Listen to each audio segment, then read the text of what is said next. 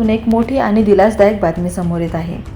शहरातल्या संभाजीनगर कोटमगाव रस्त्यावरील रेल्वे उड्डाणपुलाखालील शेतकरी भागवतराव सोनवणे यांच्या मळ्यातील घराजवळ चक्क एक अत्यंत विषारी असा इंडियन ब्लॅक कोब्रा आढळून आला।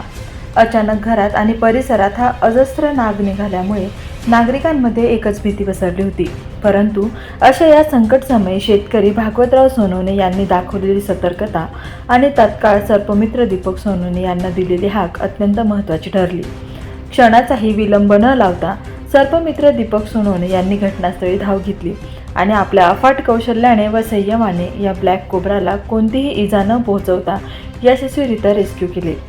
यानंतर या नागाची येवला प्रादेशिक कार्यालयात कायदेशीर नोंदणी करण्यात आली आणि त्यानंतर त्याच्या नैसर्गिक अधिवासात सुखरूप सोडण्यात आले। एका बाजूला विषारी सापाची दहशत असतानाच सर्पमित्राच्या धाडसामुळे आणि शेतकऱ्याच्या सजगतेमुळे या मुक्या प्राण्याचा जीव वाचला आहे। त्यामुळे येवल्यात सर्पमित्र दीपक सोनवणे यांच्या या धाडसी कार्याचे सर्वत्र कौतुक होत आहे।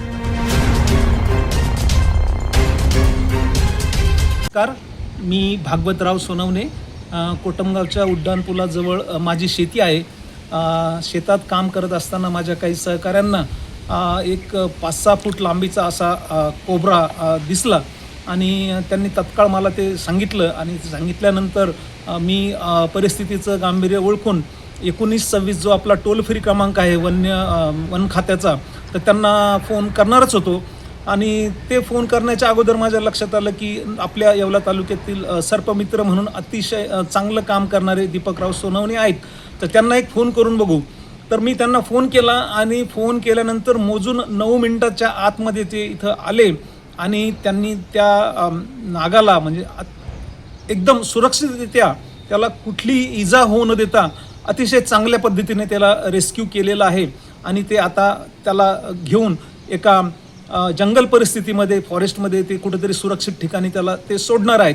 तर माझी अशी सर्व नागरिकांना विनंती आहे की आपल्या शेतामध्ये कुठेही तो सर्प दिसला, तो विषारी असेल बिनविषारी असेल, तुमचं त्याला ओळखा न ओळखा किंवा अन्य कुठलाही जीव असेल तर ज्याला तुम्ही हिंसक प्राणी म्हणू शकता किंवा ज्याच्यामुळे कदाचित तुम्हाला भीती वाटून तुम्ही त्याला इजा करण्यापेक्षा तुम्ही 1926 या फॉरेस्टच्या टोल फ्री क्रमांकावर आधी संपर्क करा आणि मग ते त्यांच्या मदतीने तुम्हाला जे पुढचं काय करायचं ते करा। परंतु 1926 हा टोल फ्री नंबर मात्र तुम्ही विसरू नका।